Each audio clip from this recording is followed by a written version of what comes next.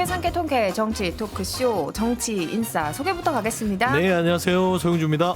네, 안녕하세요. 박성태입니다. 네, 안녕하세요. 서정욱 친구 장성철입니다. 예, 안녕하세요. 서정욱 변호사입니다. 네, 어제에 이어서 오늘도 서정욱 변호사 함께해 주시겠고요. 저는 아나운서 이선영입니다. 자, 오늘은 김진표 전 국회의장이 회고록에서 언급했던 윤석열 대통령의 이태원 참사 조작설 관련한 거 좀 질문을 드리려고 하는데, 이거 뭐 2쇄가 나왔다고 해요. 책이 잘 됐나 봐요. 근데 2쇄에서 내용이 뭐가 좀 변경이 됐다고요? 일단 원본에 김진표 의장이 썼던 내용이 파문이 컸지요. 예. 그러니까 이태원 참사에 대해서 22년 12월 5일 국가조찬 기도에서 김진표 의장이 윤석열 대통령을 기도가 끝난 다음에 독대했는데, 이 자리에서 이상민 장관의 행안부 장관의 사퇴를 건의하자 당시 대통령이 내가 좀 생각이 다른 게 있다. 가장 강한 의심이 가는 게 있는데, 이 사고가 특정 세력에 의해 유도되고 조작됐다는 의심을 조작된 사건일 가능성도 배제할 수 없다. 이렇게 초판에 써 있었어요. 그래서 그 말씀하시면서 막 다른 방송에서 우셨잖아요, 박 실장님. 저요? 약간. 그래서 저한테 질문을 주시네요. 이게 사실 좀 참담하죠. 대통령이 그쵸, 예. 이런 사실이라면 이런 말을. 예, 이런 말이 사실이라면. 근데 국회의장이 들은 말을, 물론 워딩 그대로는 아니겠죠. 녹취나 이런 것들이 없으면 워딩 그대로는 아니겠지만 국회의장이 이런 맥락으로 들었다는 거 아닙니까? 그럼 단어나 일부만 변경이 있고 그런 취지로는 충분히 해석이 돼요. 그런데 2쇄 수정본에는 이상민 장관의 사퇴를 건의하자 일단 대통령이 일단 수사가 진행 중이어서 결과가 나온 뒤에 정치적 책임을 따져볼 수 있다. 이건 사실 원론적인 얘기죠. 그렇게 말했다고. 그다음에 사회 일각에서는 이 사건의 원인과 책임에 대해 전혀 다른 관점을 갖고 극단적 주장을 하는 경우까지 있기 때문이다라고 얘기를 했다는 거예요. 제가 볼 때는 이건 뭐 문장 그대로 딱 띄워놓고 보면 좋을 텐데 되게 표현이 좀 바뀌었죠. 예. 근데 제가 볼 때 그냥 완곡어법이에요. 내용은 똑같습니다. 첫 판에 나와 있는 내용은 잘 보면 구어체로 쓰여 있습니다. 그러니까 이태원 참사가 특정 세력에 의해 조작되고 유도됐을 가능성을 배제할 수 없다. 요거는 약간 뭐 대통령과 국회의장 정도 레벨이면 둘이 나눴을 대화의 문체예요. 그런데 이 표현을 어떻게 바꿨냐면은 이 사건의 원인과 책임에 대해 전혀 다른 관점을 갖고 극단적 주장을 하는 경우까지 있기 때문에 이렇게 얘기했다고. 물론 요거는 김진표 의장이 들은 맥락으로 이제 전한 건데 요건 문어체적이잖아요.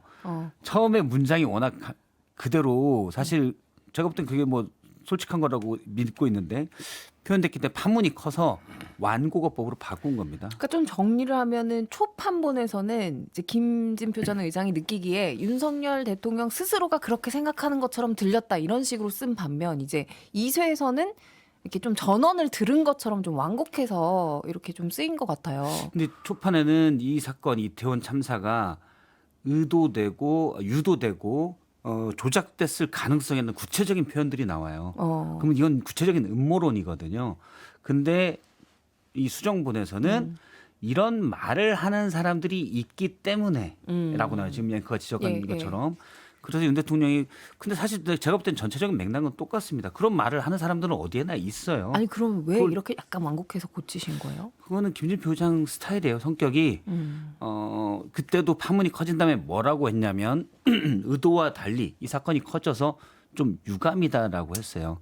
그러니까 대통령과의 독대 내용을 알려서 파문이 커졌고 또 대통령이 공경에 처했기 때문에 본인도 조금 약간 그 자리가 그랬겠죠. 좀 뭐랄까 할까요? 불편했겠죠. 그래서 조금 표현을 고친 건데 전체적인 맥락은 제가 볼 때 똑같습니다. 근데 대통령실에서 잘 고쳐줘서 고맙다 이렇게 얘기했는데 내용은 똑같아요. 제가 볼 때는. 서 소장님. 네. 뭐 말씀한 대로 김진표 의장님의 전 의장님의 성향이 그래요. 그러니까 뭔가 어떤 일에 본인이 휘말리는 부분에 대해서 조금 기피하는 성향이 있고, 그래서 관료적인 의원 생활을 했다라고 하는 거예요. 보통 관료들이 이런 막 복잡한 사건에 휘말리고 싶지 않잖아요. 그리고 주위에 조언을 좀 들었을 것 같아요. 그래서 이제 그 굉장히 친한 뭐 목사님들도 계시고 그렇기 때문에 이런 부분에 있어서 삭제는 하지 않았죠. 마지막 자존심을 지켰다. 라고 좀 보시면 될 것 같고, 근데 저는 이 모든 뭐 이게 고쳐졌다고 해서 그 사실이 없어졌다고 생각하지는 않습니다. 이유는 뭐냐면 박홍근 전 원내대표의 말이 남아있죠. 그러면 박홍근 전 원내대표는 바보예요? 그러면 누구한테 무슨 얘기를 들은 거죠? 김진표 전 의장이랑 얘기를 했다며요. 그리고 아주 구체적으로 얘기를 했어요. 이태원 같은데 뭐 먹을 것도 없는데 사람들이 몰린 건 뭐 MBC, JTBC 같은 그런 뭐 좌파 언론이 미리 뭐 사람을 모았던 그런 거다라는 부분들까지 아주 구체적으로 적시를 한 거를 박홍근 전 원내대표가 본인의 페이스북에 올려놨습니다. 그러면 그것까지 고쳐진다면 김진표 전 의장의 이런 회계록에서 바꿔진 내용이 나름대로 이게 사실과 다를 수 있을까라고 의심이 되겠지만 사실은 존재하되 그냥 김진표 전 의장은 그냥 복잡하게 지금 현재의 윤석열 대통령과 좀 이런 시비에 좀 빠져나오고 싶다. 그래서 좀 아쉬움이 있어요. 저는. 두 분은 그냥 실질에는 차이가 없다 이렇게 저는 분석을 그래서 하신 것 저도 같은데 아주 그래도 간단하게 요약하면 그런 예. 겁니다. 첫 번째는 누가 그런 얘기를 해서 이태원 참사가 유도되고 조작됐을 가능성을 배제할 수 없으라고 내가 판단하고 있어. 그래서 거기에 대한 확실히 든 다음에 이상민 장관에게 책임을 묻든 말든 하겠어라는 맥락이거든요. 초보는. 두 번째 수정보는 누군가 이런 얘기를 해. 그렇기 때문에 일단은 기다려 볼게. 요거예요. 요약하자면 예. 똑같은 겁니다. 누군가 그런 얘기하는 사람 늘 있는데 그걸 본인이 믿냐 안 믿냐인데 그러니까 기다리겠다는 건 본인도 그 가능성을 생각하고 있다는 거예요.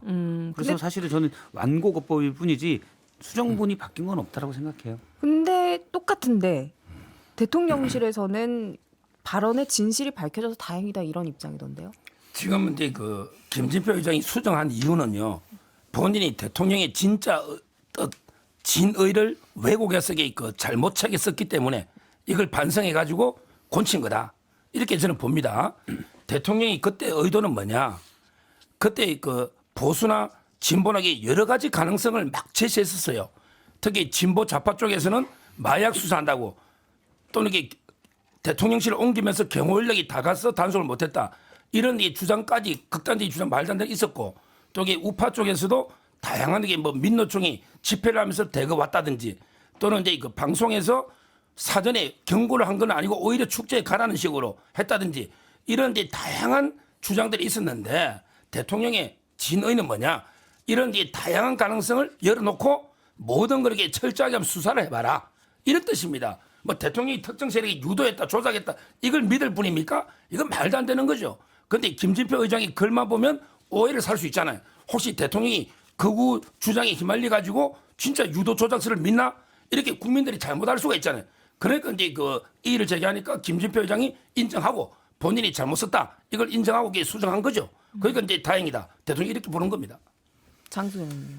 저는 뭐 여러 가지는 세 분이 말씀을 잘 해주셨고 다른 차원에서 좀 문제 제기를 하고 싶은 거는 뭐냐면 중요한 분하고 둘이 나눈 얘기를 이렇게 폭로 형식으로 얘기하는 것은 저는 옳지 않은 것 같아요. 그거 요즘 트렌드 아니에요?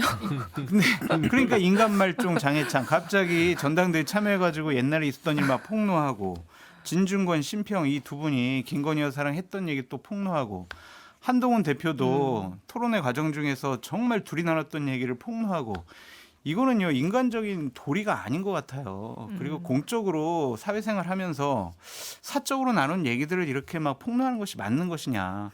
저 서정욱 변호사랑 얘기 많이 하거든요. 중요한 얘기 되게 많이 해요. 근데 제가 서 변호사를 공격하는 것으로 이런 방송에서 뭐 옛날에 말이야 김건희 여사에 대해서 이렇게 얘기했잖아.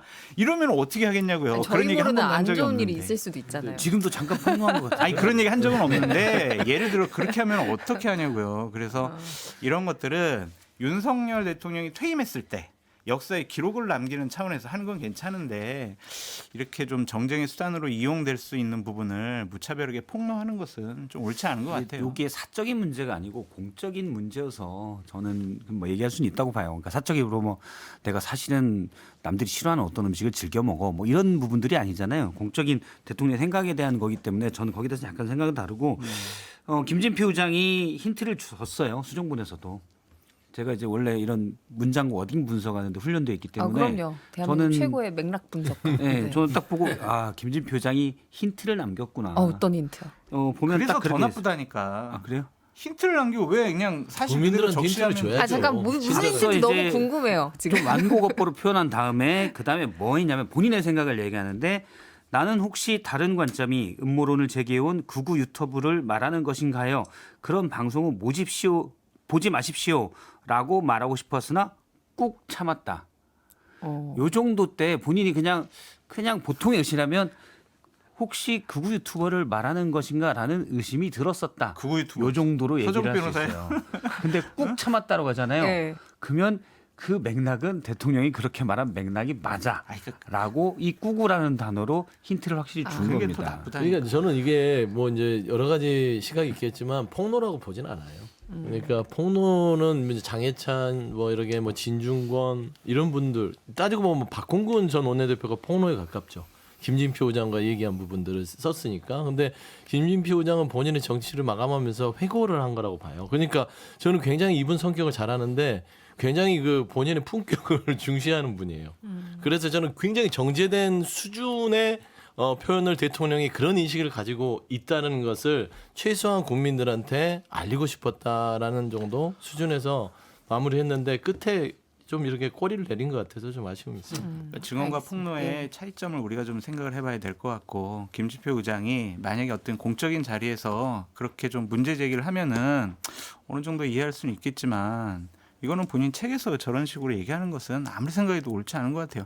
대통령과 사적으로 얘기 나누는 것들이 다 무차별하게 공개되면은 나라가 어떻게 운영이 되겠어요? 알겠습니다. 김진표 의장의 회고록 이렇게 길게 얘기가 나뉘어질지 몰랐는데 이거 가지고도 1시간은 더 얘기할 수 있겠네요.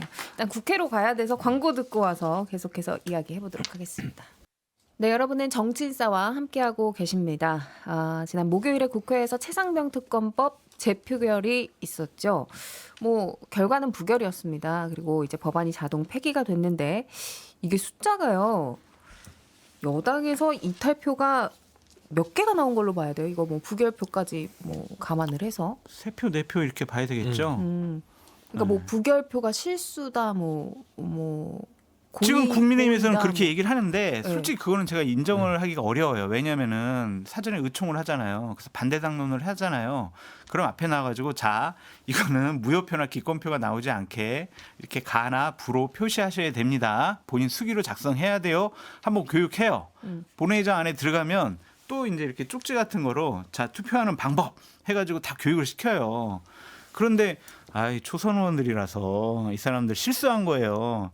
이런 식으로 국민의힘에서 항변하는 것은 본인들 좀 입장이 그러니까 공공하다. 이게 원래 한글로 쓰는 거잖아요. 가 부. 또는 부. 네, 네. 근데 그 일부러 한자로 부를 썼다는 거잖아요. 아니 그것도 한자도 한자도 한자도 돼요. 돼요. 돼요. 한자들 다 가능한. 근데 그 한자 획수를 틀린 거예요? 획수가 아니라 예를 들면 그냥 부자만 써야 되는데 밑에다가 입구자를 쓴다든지 뭐 이러면은 좀 또 장난하셨다. 장난이라기보다는 의도적인 거라고 할 수도 그럼 있겠지만 실수가 아니네요. 실수할 수가 없어요. 이거는. 그거 이제 무효표 한 표는 실수일 수도 있겠다고 보는데 네. 그러면 너무 무식한데. 최소 찬성 3표가 나온 거는 이탈표 중에 이거는 엄청 큰 문제죠.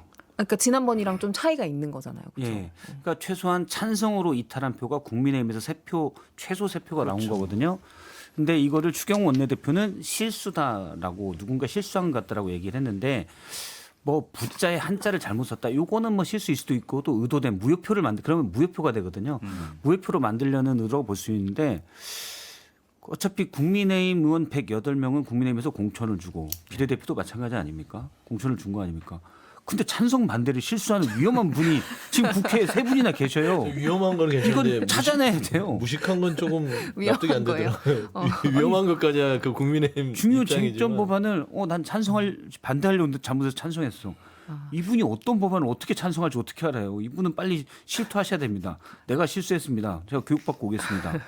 지금 농담처럼 얘기하긴 했는데 지금 보면 이렇게 장 소장님 포함해서 3분은 이거 실수 아니고 뭔가 의도가 그래도 있는 그쵸. 것일 것이다라고 네. 분석을 하는 것 네. 같고 서 변호사님은요? 저는 이제 이탈표를 3-4표로 하면 안 되고 3표입니다. 3표예요. 왜냐하면 이게 찬성을 해줘야지 이게 표고 무효는요. 반대하고 똑같습니다. 3분의 2가 찬성이 돼야 되거든요. 어쨌든 찬성은 아닌 이 거니까. 무효표가요. 장 소장님 발언을 다시 한번 들어보세요. 안일 불자에다가 입구자를 썼다. 이게 착각하고 있잖아요. 원래는 이 불자에다가 불자에다가, 입구자를 예. 써야 부가 돼요. 근데 반대로 불자만 쓰는 거예요. 입구자를 뺀 거예요. 그 표에서. 이거는 이게 착각할 수 있죠. 한문 세대가 아니면. 지금 장 소장님도 그렇게 이야기했잖아요. 저도 그렇게 알고 있어요. 예, 장 소장님 조금 전에 착각했잖아요. 장 소장님 한문 세대가 따라서 이게 아니어가지고. 무효표는 반대표가 맞고요. 그러면 이게 이탈표가 3개인데 한 명은 안철수잖아요. 한 명은. 그건 이게 본인이 공개했고요. 예, 예. 자, 저는 2명 중에 김재섭하고 한지아라고 하는 분이 있는데 그건 아니라 봐요. 왜냐하면 이게 김재섭은 그런 정치인이 아닙니다. 자기 뒤에서 몰래 하고 이게 그럴 정치인이 아니에요. 그리고 한동훈 대표가 이미 대안을 제시했잖아요. 제3자 추천. 따라서 친한 게 2명은 아니다. 오히려 저는 2가지 가능성. 하나는 이게 친윤계에서 친윤계에서 한동훈 대표 물 먹이려고 우리에게 찬성하는 이런 2표가 있을 수 있고요. 예. 근데 진짜 착각할 수 있는 게 초선들이 정신없다 보면 재의논을 해야 된다. 이걸 가부가 우리 북한이 유교요. 유교를 보통 뭐라 합니까? 보통은 이게 남침이라고 하죠. 그러니까 남침 북침 헷갈리는 것처럼 헷갈리죠. 가부를 헷갈렸다고요? 근데 북침이라고 하는 건 왜 북한이 쳐들어왔으니까 또 이게 북침이라는 사람도 있어요. 착각하다 보면. 그러니까 저는 2명이 뭐 착각 안 했을 수도 있고 안 했다면 오히려 친윤계가 교란 작전일 가능성이 있고 진짜 초선이 정신없다 보면 착각 유교를 남침 북침 헷갈리듯이 착각했을 수도 있겠다. 뭐 이게 근데 전자 가능성이 높다 봐요. 저는 교란 이걸 국회의원이 가부를 착각한다 이거는 좀 생각이 가능성이 어렵고 좀 그래 떨어지고. 설명을 하는데 예. 제가 보기에 오히려 친윤계에서 한동훈 대표를 흔들기 위해서 2표를 한 게 아닌가 저는 그렇게 생각해요. 근데 국회 시스템이 그렇게 돌아가지 않아요. 알다시피 그 이 본회의 전에 의총을 하는 이유들은 다시 한번 재확인을 시켜줍니다. 이번에 본회의에서 우리가 처리할 것들은 이러니까 잊지 마세요. 이거 매우 중요합니다. 그러니까 다시 기억하세요. 이거 다시 얘기를 하거든요. 그러면 들어가서 그냥 시킨 대로 불과 30분 전에 의총하고 앉으면 투표 들어가면 그것만 기다리는 거예요. 근데 이 2명이 실수다. 심지어 또 한 분은 그 추경 원내대표는 그 국민의힘의 한 명은 이게 말한 대로 찬성과 반대를 헷갈렸다는 거죠. 제2요구권이 찬성하는 게 좋은지 반대하는지 좋은지 그걸 몰랐다는 거예요. 근데 저는 그 말한 대로 안철수 의원 빼고 2표인데 한 명의 무효표는 저는 영향이 있든 없든 이탈표예요. 이제 이탈이 됐다. 마음에 동요는 있었다. 이걸 내가 의사 표현을 하기에는 자존심이 상하고 양심에 반한다. 저는 108명의 국민의힘 의원들 중에 이게 일사불란하게 용산을 바라보면서 움직인다고 생각하지 않아요, 이제는. 한동훈 대표의 영향은 아직은 없겠지만 한동훈 대표가 온 이후로 국민의힘에서는 이제 용산과 좀 거리를 두고 싶다. 그리고 최혜명 특검 부분들은 이제 대통령 부분과 단절해야 되겠다는 소신 투표를 했다고 봅니다. 그러니까 민심, 국민 눈높이 이 부분에 대해서 한 2명 정도는 이제는 드러내지 않지만 안에서 나는 나의 소신을 밝힐 거야. 저는 그런 투표가 이번 결과지 않을까라고 생각을 해요. 한동훈 대표 그 제3자 특검은 그 이후에 이제 벌어질 문제이기 때문에 저는 이 문제를 가지고 뭐 여러 가지 영향보다는 국민의힘에도 이제 뭔가의 변화의 움직임이 보이기 시작했다라고 저는 평가하고 싶습니다. 저는 국민의힘이 이런 일을 설명하는 방식도 좀 문제가 있는 것 같아요. 그러니까 우리가 그걸 너무 많이 보잖아요. 행정관이 깜빡해서 모든 일이 비롯됐다. 이거는 대통령 기록물도 아니고 직무 관련성이 없어서 권익위가 그랬죠. 아예 여사의 명품백은 우리가 아예 판단을 하지 않겠다. 정말 국민들을 우롱하는 얘기들이 많이 나오죠. 이번에도 뭐 무슨 보안 문제 때문에 핸드폰을 검사들 다 반납하게 했다. 대면 조사라도 한 게 어디냐. 좀 지금의 21세기 국민들 너무 우습게 보는 것 같은데 이번에 해명도 마찬가지예요. 그냥 저 같으면 지금 최소한 말씀하신 대로 공개적으로 밝힌 안철수 의원을 제외하고 최소한 2명이 찬성을 했다는 건데 그 의미에 대해서는 저희가 곱씹어 보도록 하겠습니다. 그럼 되는 일이에요. 이거를 누가 실수했습니다라고 얘기하는 순간 우리 당에 바보 2명이 있어요. 죄송합니다. 이기랑 동의어예요. 왜 그렇게 설명들을 하는지 전 잘 국민들 좀 자꾸 속이려는 이런 태도가 전 문제라고 봐요. 그거는 또 그렇고 아까 이제 서 변호사님이 제기한 이게 한 위원장을 견제하기 위한 표일 수 있다. 여기에 대해서는 어떻게 생각하세요? 저는 의도는 그럴 가능성도 있고요. 그래서 무기명이기 때문에 누가 어떤 의도를 했는지는 잘 모르겠어요. 왜냐하면 한 위원장을 견제하기 위해서 대통령한테 약간 좀 더 억지로 위협적인 신호를 주는 걸 수도 있고 또 친한계에서 물론 이번 민주당 특검법은 반대하자고 했지만 사실 제대로 하지 않으면 대통령이 민심을 따르지 않으면 위험할 수 있어라는 표식으로 했을 수도 있어요. 여러 가능성이 있기 때문에 저는 사실 뭐가 맞을지는 감정에서 모르겠습니다. 얘기하기는. 다만 실수는 아닐 거다. 실수는 아니고. 근데 진짜 한 대표네요. 이제는 한전 위원장이 아니고 저희가 다 입에 안 붙어서 지금 장 소장님. 네. 저는 한동훈 대표라고 했어요. 네. 잘하셨어요. 네, 최고예요. 근데 저는 한동훈 대표 부분에 대해서는 이번 최혜병 특검 잘 구분해야 돼요. 이거는 한동훈 대표가 되기 전에 진행이 된 거잖아요. 대통령 거부권으로 왔기 때문에 저는 한동훈 대표의 영향력은 아예 여기서 빼야 된다고 봅니다. 그러니까 이 한동훈 대표를 흔들거나 말거나 영향 아무것도 없어요. 저는 분명히 얘기하는 것은 국민의힘 내부에서도 이제는 더 이상 창피한 거예요. 현 윤석열 대통령의 용산과 같이 가는 것들이 국민의힘이 과연 옳은가라는 부분들에 강력한 의사 표현을 한 것이기 때문에 아까 박 시장님 얘기한 대로 추경 원내대표도 국민의 눈높이에 맞는 발언은 우리 당내에서도 최혜병 특검에 대해서 여러 가지 우려가 있었던 것 같은데 어떤 다양성의 목소리로 인식하고 있다 정도 하면 훨씬 더 나이스했을 텐데 이거를 실수다라고 하면 이거 완전 무슨 생 억지를 쓰는 느낌이라서 참 더 창피해졌다. 그렇게 보여져요. 더 붙이실 말씀 없고 네. 그러면은 그 서 소장님 그 민주당의 이제 플랜 B는 뭐예요? 이거 계속 무한대로 이렇게 되는 거예요? 플랜 B는 박찬대 원내대표가 더 강력한 특검을 얘기했잖아요. 네. 플랜 B는 정확하게 이제 나눠지는 게 한동훈 대표의 특검을 기다리는 거 하나, 그리고 우리가 추진할 특검 하나. 그런데 강력한 특검은 2018년 5월에 말하자면은 윤석열 당시 수사팀장이 펴낸 특검에 대한 해설서가 있습니다. 그 해설서라는 게 세 가지가 이제 대표적인데 대통령의 임명권 이 부분들이 과연 이거를 간섭하는 게 위헌이라고 주장하는데 그 특검법에 대한 해설서를 보면 이 위헌이 아니다. 이거는 대통령은 제3자로서 아예 관여를 하지 말고 배제시켜야 된다고 써져 있어요. 그다음에 이 언론 브리핑 같은 경우도 국민이 알 권리를 위해서 해야 된다. 그다음에 특검은 보충적으로 해야 된다라는 주장들은 틀렸다. 특검은 상시로 어떤 거대한 권력을 견제하기 위해서는 특검은 수사 중일 때도 발동이 돼야 된다라고 2018년 5월에 최순실 특검을 주축으로 운영했던 윤석열 지금 대통령의 수사팀장께서 작성한 해설서가 있습니다. 저는 이거에 준해서 아마 민주당은 더 강력한 특검법을 작성할 것이고 그건 뭐냐면 대통령 임명권을 아예 배제시키는 특검을 아마 낼 공산이 큽니다. 그러면은 여당에서 이탈표가 더 적게 나오거나. 그러니까 이제 결국에는 민주당은 민주당대로 가는 것이고 한동훈 대표는 3자 특검을 가져와서 이 두 특검 안을 가지고 여야가 합의를 이제 말하자면 이제 서로 간에 신경전을 해야겠죠. 근데 한동훈 대표 그 제3자 그 수정한 그 최상병 특검법이요. 이제 뭐 안 하겠다는 식으로 바뀐 거 아니냐 이런 이야기가 나오던데요. 뭐 본인은 직접 얘기한 건 아니지만. 그러게 되면 이제 한동훈 대표는 한동훈이 아니라 뭐 김기현 대표가 제2의 김기현이 되거나 김기현이요? 그러면 뭐 솔직히 말하면 안철수 의원보다 못한 사람이 되는 거죠. 근데 현재 나온 그 한동훈, 장동혁 이 두 분의 워딩만 우리가 문맥상으로 살펴보면 예. 안 하겠다라는 것 같아요. 왜냐하면 장동혁 수석 최고위원 같은 경우엔 제3자 특검 논의도 실익이 없을 것 같다라고 얘기했잖아요. 한동훈 대표는 당대표가 된 다음에 뭐라고 했냐면 특검이요? 제가 발의하는 건 아닌데요? 이런 식으로 얘기를 했어요. 이렇다면 뭐냐? 우리는 어떻게 판단하냐? 안 하겠다. 하고 싶지 않다. 이렇게 해석할 수밖에 없는데 만약 한동훈 대표가 이 부분에 대해서 미적거리고 안 하는 모습을 보여주면 지도자로서 자격에 대해서 우리가 의심할 수밖에 없어요.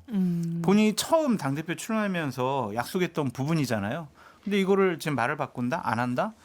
이것은 실망스러울 수밖에 없겠죠. 이 부분에 대해서 너무 가벼이 넘어가면 안 된다라고 말씀드립니다. 근데 이거 한동훈 대표가 안 하겠다는 게 아니고요. 한동훈 대표인데 이재명 전 대표가 오히려 이게 안 하겠다는 거예요. 한동훈 대표 안을 이 말이 그 대법원장이나 제3자가 추천하는 안은 안 한다. 이재명 전 대표가 먼저 한 이야기예요. 이런 상태에서 굳이 국민의힘이 먼저 발의할 필요는 없잖아요. 민주당이 한동훈 대표 안을 받겠다고 하면 협상이 됩니다. 그때 되면 이게 가능하지만 먼저 전략적으로 이게 발의할 필요는 없고 민주당이 한동훈 대표 안을 받을 때까지 기다린다. 이런 거지. 안 하겠다는 건 아니다. 이 말씀 드리고. 그다음에 우리 그 서 소장님이 뭐 이게 대통령 임명권을 배제하는 더 센 특검? 지금 안보다 더 센 특검이 어디 있습니까? 지금 안은 이게 민주당과 조국당이 하나씩 추천하는 거예요. 근데 대통령 임명권을 배제한다? 이 특검의 본질을 알아야 돼요. 특검이란 게 뭐냐? 검찰을 대신하는 거예요. 행정권입니다. 우리나라는 게 사법, 행정, 입법권이 있는 거예요.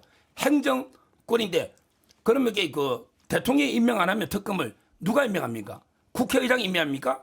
대법원장이 임명합니까? 대법원장이 추천을 할 수가 있어요. 2명. 그러나 임명은 대통령이 돼. 이건 확고한 판례입니다. 옛날에도 이게 대법원장이 추천해야지 대법원장이 임명하는 순간에 위헌입니다. 왜? 자기가 재판하면서 자기가 임명한다? 이건 말이 안 되잖아요. 누구도 자기 사건에 자기 재판관이 될 수 없다. 따라서 대법원장이 임명하는 거는 말이 안 되고 재판이 되기 때문에. 자, 그럼 국회의장이 임명한다? 국회의장은 이게 입법권이에요. 추천하는. 이게 말이 됩니까? 행정권인데. 따라서 대통령의 임명권을 박탈하는 더 센 특검은 있을 수가 없다. 이렇게 봅니다.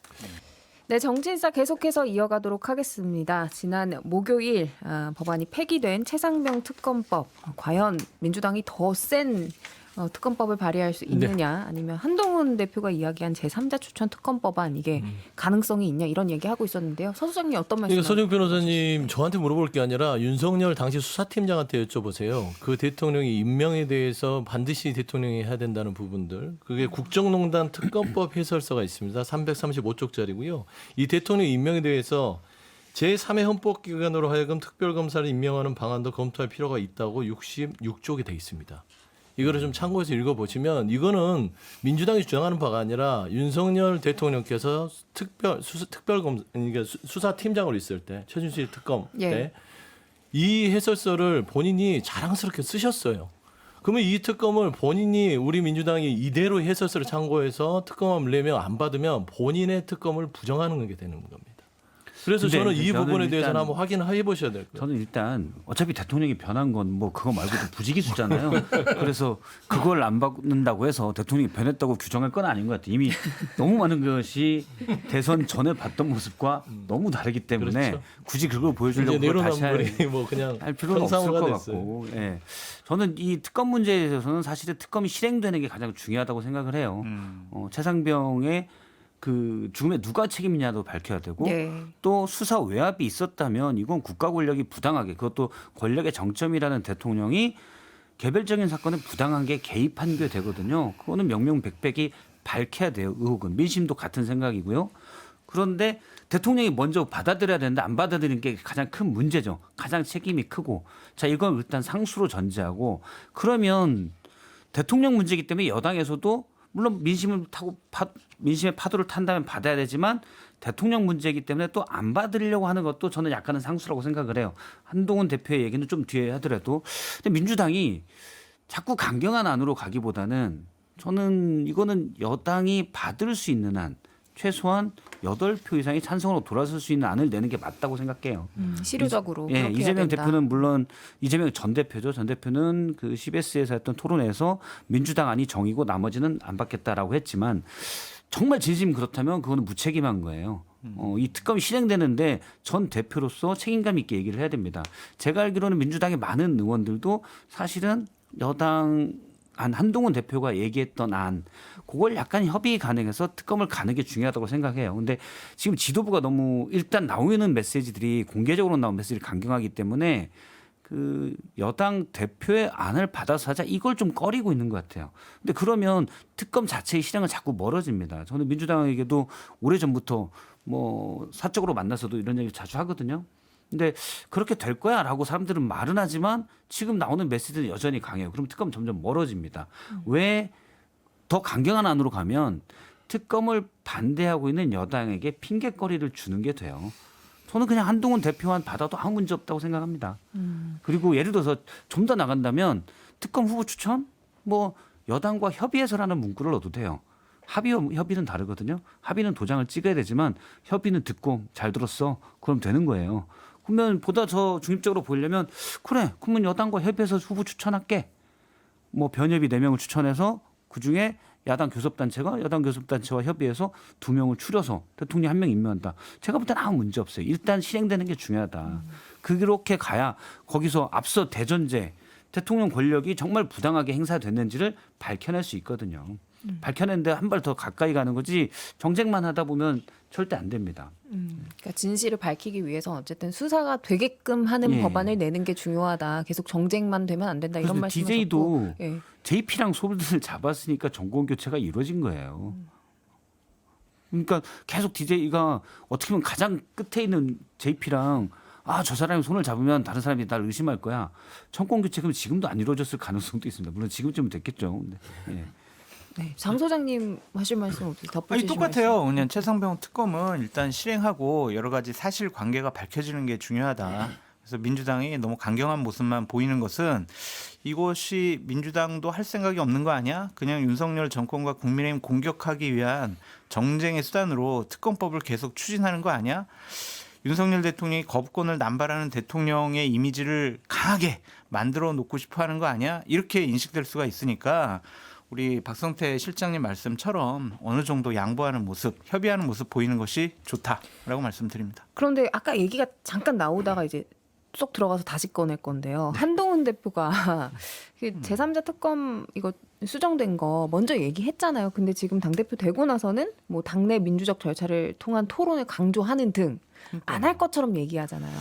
그러니까 이해가 되질 않아요. 말이 조금씩 바뀌는 거 정치인들 이거는 그 여의도 언어 해석기에 넣어가지고 우리가 해석을 해야 돼요. 이거 그냥 고지고대로 믿으면 안 되거든요. 네.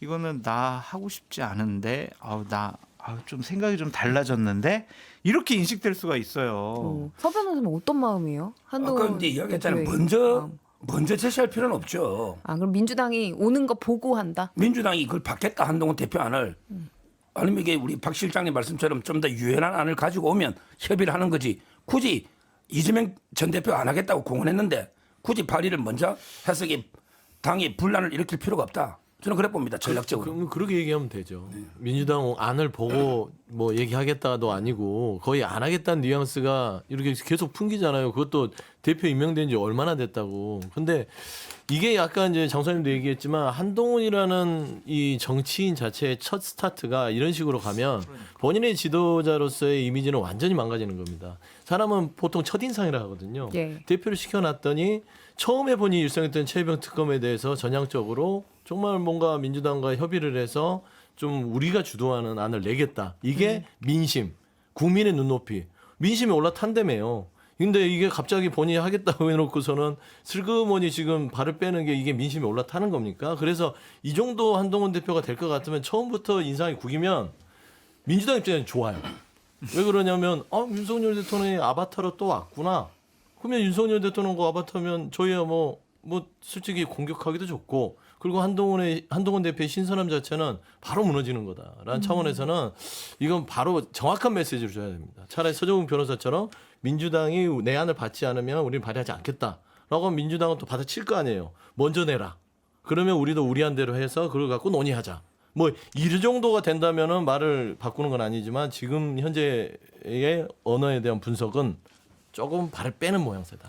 저는 한동훈 대표가 두 가지 특징이 있는 것 같아요. 물론 제가 뭐 한동훈 대표랑 친한 사람들과 그렇게 친하지 않은데 어쨌든 볼 때 첫 번째는 엘리트 요소가 있어요. 두 번째는 스타일리시합니다. 뭐 좀 그래서 인기도 좀 팬덤도 있고 높은 편이고. 근데 엘리트의 가장 중요한 특성은 상황에 따라서 말을 바꾸지 않는 거예요. 그게 자기 자존심이거든요. 그런데 한동훈 대표가 지금 이 사건에 대해서는 저는 말을 현재까지 바꾼 것처럼 보여요. 왜냐하면 6월 24일 날 출마 선언할 때 특검법에 대해서 정확히 뭐라고 했냐면 가장 최고의 쟁점이었어요. 이 부분을. 왜냐하면 대통령을 겨냥한 특검을 대통령의 최측근인 한동훈 당시 그냥 후보죠. 네. 후보가 어떻게 얘기할까 가장 큰 관심이었는데 국민적 의구심이 있기 때문에 이 의구심을 풀 수 있는 기회가 있었지만 실기했다. 그래서 진상 규명이 필요하다. 자, 국민의힘은 특검법에 반대해서는 안 된다. 그리고 내가 대표가 되면 우리가 나서서 발의하겠다고 했어요. 표현 하나하나까지 워딩 하나까지 되게 신경을 써서 얘기했을 말인데 이거 그러니까 민주당의 공세에 방어적으로 하겠다는 게 아니라 진실 규명이 될 필요성이 있어서 우리가 적극적으로 하겠다는 게 당시 말의 핵심이었어요. 근데 엊그제 장동혁 최고위원의 말은 정확히 말하면 앞서 이제 장성철 소장님이 얘기를 하셨지만 그 다음에 또 뭐 어떤 얘기가 있었냐면 사실 우리가 특검 나서서 하자는 게 아니었어요라고 얘기합니다. 완전히 말이 바뀌었다는 바뀌었죠. 말씀이시죠. 네. 그러니까 두 가지예요. 저쪽에 물론 본심은 이해합니다. 하기 싫겠죠. 그런데 정치인들이 대외적인 공개적인 메시지 발표를 어떻게 하냐는 건 차원이 다른 말이거든요.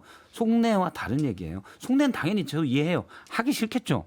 대통령이랑 이것 때문에 완전히 크게 충돌할 수도 있는데 그렇지만 국민들에게 공개적으로 그렇게 발표를 했으면 그걸 지켜야 돼요. 그게 엘리트의 가장 기본적인 요소입니다. 근데 그게 지금 침해가 됐어요. 장동혁 의원 얘기할 때는 장동혁 의원은 당시 우리가 나서서 하겠다는 건 아니었어요. 그러니까 민주당이 하자니까 방어 전술 측면에서 나왔던 얘기라는 게 맥락으로 들립니다. 근데 최근에 한동훈 대표의 메시지도 물론 당대표가 된 지 얼마 안 됐지만 계속 그런 식의 메시지예요. 민주적 토론에 붙이겠다. 토론이 언제 끝날 줄 알아요. 원내는 반대하고 있는데. 강하게 원래 출마 선언문에 나왔던 메시지를 해야 되는데 그 얘기를 하지 않고 전당대회 때도 제가 그렇게 하지 않았으면 민주당의 공세를 막을 대안이 없었습니다. 그러니까 전술적 측면으로 본인의 처음 입장을 어떻게 격화시킨 거예요. 그러면 스타일리시만 남게 됩니다. 엘리트가 아니고 스타일리시만 나오면 예를 들면 광고 모델만 하고 명품 배우는 못 되는 거예요. 그 정도 급의 그냥 정치인이 되는 겁니다. 알겠습니다. 그러니까 한동훈 대표가 된 이후에 이제 첫 시험대가 이 최상병 특검법에 대한 어떤 그립감이랄지 이걸 어떻게 풀어나가는지가 될 거다. 우리가 그런 얘기 많이 했는데 좀 대체적으로 부정적인 평가를 내리신 것 같네요. 김건희 여사 얘기로 좀 넘어갈 건데요. 김건희 여사 법률 대리인 이번 주에 뉴스에 많이 나왔습니다. 일단은요, 가장 최근 뉴스는 이제 검찰이 이 명품백을 이제 가져갔다고 하죠. 가져가서 이게 뭐 포장을 뜯었는지 뭐 뜯었다가 다시 했는지 이거를 봤다고 하는데 일단은 사용된 흔적이 없는 새 것으로 잠정 결론을 내렸다고 합니다. 그리고 또 하나 이제 화제가 계속됐던 게 김건희 여사가 이제 변호사에 따르면 검찰 조사에 앞서 명품백 관련해서 심력 끼쳐서 국민께 죄송하다라는 메시지를 내놨다. 그래서 이게 국민을 향한 사과다 이런 주장이 나왔는데요. 어떻게 평가하십니까? 저 평가 좀 노래로 평가. 다들 먼저 하고 노래로. 싶으셔서 네, 노래하시는 분 먼저. 못 믿겠어 사과라는 그 말은 안 믿겠어 죄송하단 그 말은 못 믿겠어요. 왜냐하면 본인 육성으로 한 것도 아니고 뭐 검찰 조서에 나온 것도 아니라면서요. 네, 기록도 공식적으로 되지 않았다가 이제 보도에서 나온 내용들이더라고요. 그냥 변호사가 그냥 분위기 보니까 그냥 죄송하다고 얘기하는 게 분위기를 좀 유리하게 끌고 갈 수 있다라는 정무적인 판단을 한 것이 아니냐. 그래서 솔직히 못 믿겠습니다. 서 변호사님, 예. 아니 저는 이게 이해가 안 되는 게 김건희 여사가 대국민 사과했다고 한 적이 없어요. 지금 이게 변호사가 유튜브에 법률 나가서 대리 말했잖아요. 아니 변호사가 유튜브에 나가서 그냥 그날 있었던 일을 잠깐 이야기한 거 이게 뭐 대국민 사과 효과는 그 주장한 적이 없어요. 지금 김건희 여사는 선거 때 한동훈 장관한테 문자로 대국민 사과를 하면 어떨까 상의를 했는데 5번 보낸 게 읽고 씹었잖아요. 그때 못했고요. 그다음에 아마 지금도 고민 중일 거예요. 결론이 나면 이제 곧 아마 무혐의가 날 겁니다.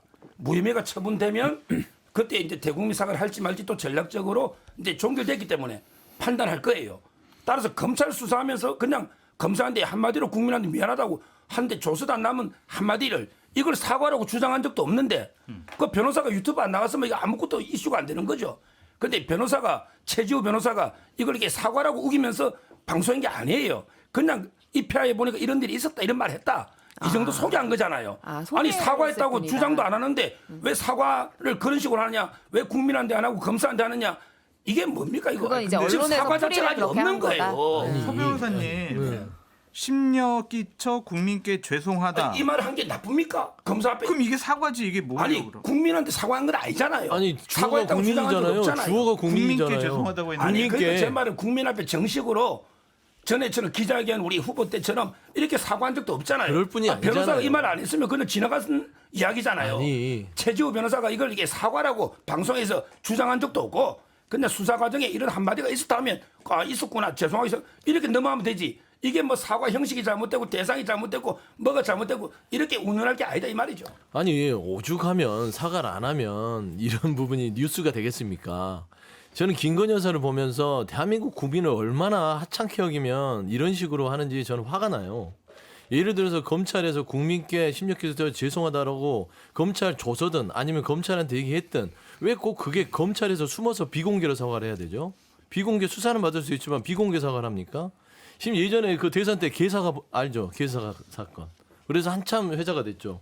이건 무슨 변사과예요. 변호사 통해서 하는. 저는 이런 부분에 대해서는 저는 어처구니가 없고요. 사과를 하려면 정확하게 앞에 마이크 앞에 서서 하세요. 무슨 국민들 사과를 가지고 밀당하는 것도 아니고 국민들의 마음을 간보는 것도 아니고 이게 뭡니까? 그리고 저는 너무 좀 어처구니 없는 게 이 3회 장소에 가서 검찰이 출장 조사하는 것까지 너무나 좀 참 기괴했지만 이 조사하는 흐름을 보면 이건 무혐의를 주려고 다 짜맞추는 것 같아요. 그 전까지는 한동훈 대표한테는 5번을 문자를 보내서 이 적절하지 못해서 국민한테 사과를 해야 되나 말아야 되나 정말 제가 송구하다고 해놓고서는 갑자기 조사가 시작되니까 유모영 장관이 나서 깜빡했다고 그러는 거예요. 그러니까 김건희 여사는 잘못이 없다고 구도를 만들어 놓고 3회 장소에서 얘기를 하고 사과하는 것처럼 최 변호사는 흘리고 최근에 명품백을 겨우겨우 입수해서 봤더니 포장 뜯은 게 없다라고 맞춰주고 그다음에 권익위는 갑자기 원래 이게 대통령 기록물로 유출된다고 했다가 국회에 나와서 대통령 기록을 한 적이 없다고 부인을 해요. 이게 뭐냐면 이 부분은 그냥 깜빡한 걸로 마무리 지어버리려고 하는 건단 말입니다. 그래 놓고서는 지금 슬쩍 뭐 국민께 뭐 좀 유감이다 사과한다.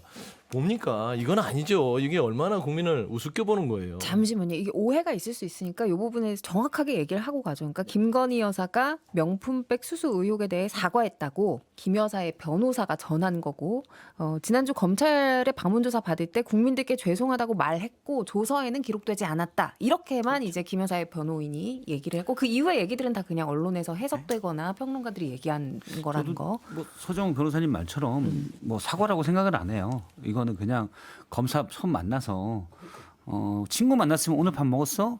오늘 길 안 막혔어? 이 정도 얘기할 건데 검사 만났잖아요. 그리고 어쨌든 본인이 조사받는 거잖아요. 마땅히 할 말도 없고 아유 제 문제 때문에 심려를 끼쳐서 일단 국민께 그냥 인사말 관용하고 네, 관용하고 아니 근데 그 진짜 정도라고 검찰 평가를 해요. 조사에서 이런 이야기를 했으면 조서에 굳이 안 남긴 이유는 또 뭘까요? 그냥 인사말이어서 안 남긴 것 같아요. 굳이 그러니까 물어본 질문에 얘기한 게 아니라 그냥 아이고 여기까지 오시게 됐네요. 제가 괜히 쓸데없이 우리 백을 국민께 받아가지고 죄송하죠. 뭐 이렇게 그냥 시작할 때 하는 그런 얘기. 톤인 것 같아요. 그래서 근데 일부에서는 여사 사과했네 이렇게 볼 필요도 없고 그런데 그냥 변하지 않는 사실은 여사는 아직까지 국민께 사과를 하지 않았다.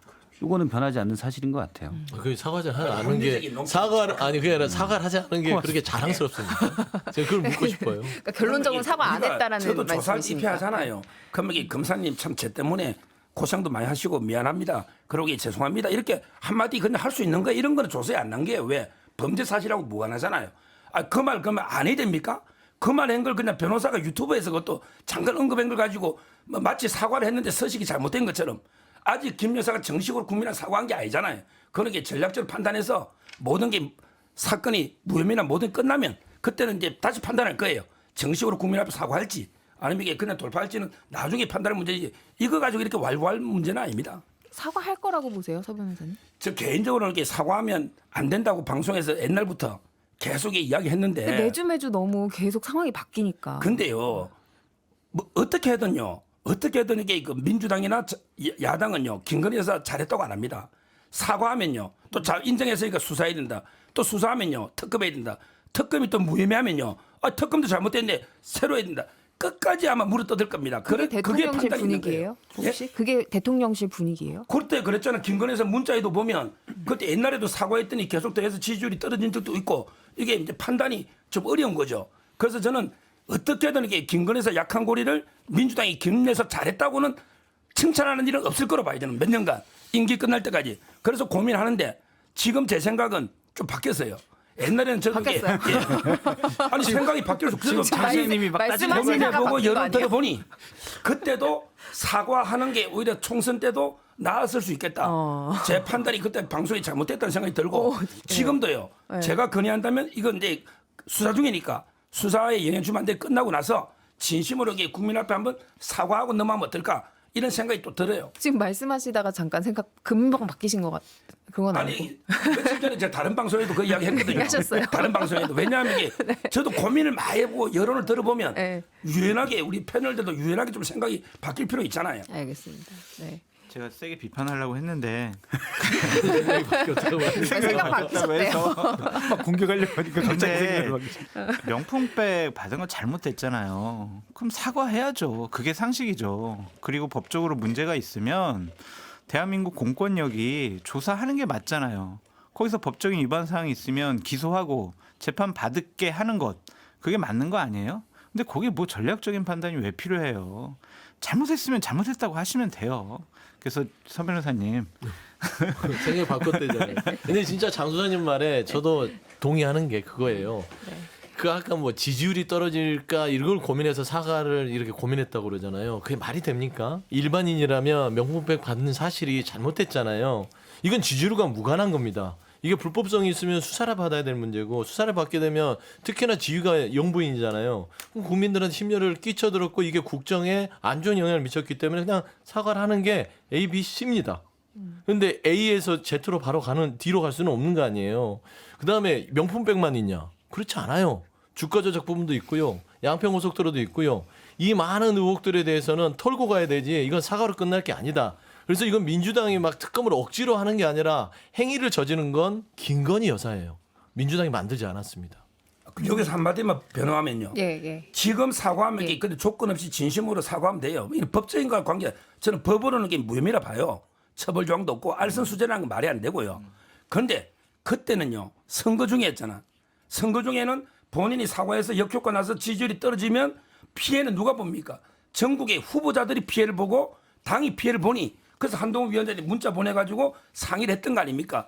그 시점하고 지금하고 저도 사과는 조건 없이 하는 게 맞는데 예. 뭐 지지율과 관계하는 게 맞는데 그때는 이제 다른 사정이 선의 피해자 있었다. 선거 때니까 그런 게 알겠습니다. 있더라고요. 예. 이게 대통령실에서 참모들이 이 정세 분석과 정무적 판단들이 좀 잘못하는 것 같아요. 여러 번 반복적으로 그러는데 저는 가장 대한민국 에이스들이 대통령실 가 있어야 되는데 물론 꼭 그렇지 않을 가능성도 있고 또 웬만하면 똑똑한 사람들이 갔을 텐데 왜 자꾸 틀리지? 그거는 대통령의 경로 성정 때문에 이분들이 말을 못하나? 또는 마지막으로 속어법인데 에이스들이 원래 갔다가 이분들은 직원을 했다가 다 속어대고 지금은 안 에이스 간신들만 남았나? 이런 생각이 들어요. 박 실장님 생각이신가요? 네, 제 개인적인 생각입니다. 근데 왜냐하면 사과 총선 전에도 사과했으면 무조건 이건 득이라고 생각하고요. 저는 사과했으면 오히려 전혀 뭐 마이너스 될 건 아니라고 저는 판단합니다. 또 최근에 대통령 여사가 경호처 부속 건물에서 수사를 받고 검사들의 핸드폰까지 제출한 채로 받고 뭐 이전에 깜빡 여러 가지 지금 작전들이 다 국민들 마음하고 너무 동떨어져 있는 정무적 결정들이에요. 그래서 저는 여사가 지금 가까운 사람들을 빨리 버리고 다른 사람을 좀 모셔라. 서종욱 변호인사 정도면 그래도 좀 낫지 않을까 하는 생각을 합니다. 알겠습니다. 장성철 변호사도 친구니까 같이 변호사? 만주 변호사. 장성철 소장님. 소장님. 예. 아니 어제 저희 어제가 아니죠. 금요일 뉴스데스크 클로징에 그 사과의 기본은 상대방에게 직접 하는 거다 이런 이야기를 했더라고요. 그러니까 사과를 하더라도 꼭 국민을 대상으로 해야 되지 않나 뭐 이런 생각도 들면서 그나저나 이 검찰 내 분위기가 어떻게 지금 돌아가고 있는지도 좀 궁금하거든요. 그러니까 이창수 서울중앙지검장과 이원석 총장 지금 사이가 어떻게 뭐 봉합 국면이에요? 아니면 계속 좀 사이가 안 좋은 거예요? 사이가 안 좋겠죠. 저는 봉합 근데 이원석 국면이라는 총장이 기사도 좀 나오던데 그건 사실이 아니에요. 그거는 이제 검찰에 대한 중앙지검장이 총장을 패싱하고 디올백 수사 등을 맘대로 했잖아요. 그리고 총장이 계속됐던 지시, 검찰청사에서 조사받기를 해라. 근데 이것도 지키지 않았죠. 그래서 진상조사를 지시했는데 여기에 이창수 지검장이 반발했잖아요. 이러면 수사 못합니다. 그래서 진상조사 규모를 좀 줄였죠. 그래서 봉합이라고 하는 건데 이건 봉합이라기보다는 정확히 말하면 이원석 총장이 대가 약한 거예요. 진 거예요. 그럼 기싸움에서. 저는 그렇게 봐요. 이원석 총장이 저는 뭐 나쁜 사람을 생각하지도 않고 그분이 젊었을 때 나름 이제 뭐 이렇게 사회 변혁 운동도 좀 하시고 그런 걸로 알고 있는데 너무 학자적 풍모가 강해서 본인의 입장이 원칙적이고 난 내 할 말을 했어. 이거는 그냥 저기 학자가 하시면 돼요. 조직의 수장이잖아요. 검찰이 지금까지 어떤 갖춰온 역사가 있어요. 최소한 권력의 정점에 대해서는 적극적으로 수사하려고 했다는 경찰은 사실 그렇게 못한 게 너무 많거든요. 근데 검찰은 일부 그렇게 했어요. 그 전통을 지켰어야 되는데 저는 이번에 여사 수사에서 그게 깨졌다. 정확히 말하면 이원석 검찰총장 시기에 검찰에서 그게 깨진 거예요. 그럼 이원석 총장은 조직의 수장으로서 일을 못한 겁니다. 근데 이제 자신의 뜻과는 다르게 지금 임기가 9월까지인가 그렇잖아요. 그래서 너무 조금 남아서 말을 너무 다 안 들은 거 아니에요? 안 들었지만 이원석 총장은 디올백 수사 관련해서 지휘권이 있어요. 도이치모터스는 지휘권을 회복시켜달라고 그랬는데 박성재 법무부 장관이 말도 안 되는 이유로 회복을 안 시켜줬고요. 그건 절차 그러니까 어쩔 수 없다 쳐요. 디올백 관련해서 제가 다른 방송에 얘기했었는데 이거는 수사가 불완전하게 이루어졌다. 수사의 방식 자체가 불공정하게 보인다. 소환 조사해라라고 다시 지시하면 돼요. 물론 대통령이 싫어하겠죠. 계속 했는데 제가- 안 들은 거 아니에요, 결국에. 아니 다시 명시적으로 지시를 하면 돼요. 몇 번이나 했는데 안 들은 거 아니야. 그러면은 저기 뭐죠? 어떻게 해? 이 리더십과 저기 감찰로 해야죠. 지도력이 이창수 그냥 지검장을 없어졌지. 감찰하고 명시적으로 하고 그러면 대통령이 싫어하겠죠. 용산에서. 이미 제가 알기로 이현숙 총장은 올 초부터 찍혔어요. 그러니까 그거 신경 쓰지 말고 검찰의 자존심을 지키기 위해서는 보다 강력하게 메시지를 냈어야 되는데 지금 앞서 앵커가 지적하신 대로 봉합하는 모양새도 이거는 아주 검찰에게 나쁜 전례를 만드는 거예요. 지금 이제 저는 이원석 총장이 참 나쁜 총장이라 봐요. 나빠요? 예, 자기 정치하는데요. 저랑 정반대 의견. 자, 보세요. 나쁜 사람은 아니라고 방금 박 보십시오. 실장님 그러. 도이치모터스 지휘권 회복해달라 했잖아요. 이걸 이게 한동훈 장관 때 왜 안 했죠? 한동훈 장관이 연수원 동기에 같은 반에 ABCR C조 같은 조 그렇게 친합니다. 2년 동안 도이치모터스 회복시켜 그때 기소하든지 처리하면 되는데 왜 박성재 장관한테 해달라 할까요? 2년 동안 뭐 하다가 이게 문제고요. 그다음에 그 파우치 백 있잖아요. 이거는 이제 그 솔직히 말하면 이제 조사했다는 거 영부를 이게 중요한데 그 3시간 늦게 보고받았는데 핸드폰은 경호 수칙에 맡겨놨잖아요. 그럼 이게 통신이 좀 이게 원활하지 않았고 또 이게 조사가 제대로 될지 안 될지 불명한 상태에서 한 3시간 늦게 보고됐는데 이걸 가지고 그렇게 경로를 한 거죠. 그러니까 오히려 김경목 부부장 검사나 검찰이 오히려 반발하니까 지금은 일시 휴전 상태인데 아마 제가 보기에 또 한 번 불 붙을 것 같아요. 언제? 김건희 여사 무혐의할 때 그때 아마 이게 이원석 총장이 수사심의위원회를 개최해라 이런 식으로 이게 막을 것 같아요. 김건희 여사 무혐의를 이러면 이게 다시 한번 대충돌이 있는 지금 일시 휴전 상태를 보면 돼요. 근데 말씀하신 것 중에 일단 이창수 중앙지검장이 보고를 3시간 일부러 늦게 한 거 아니에요?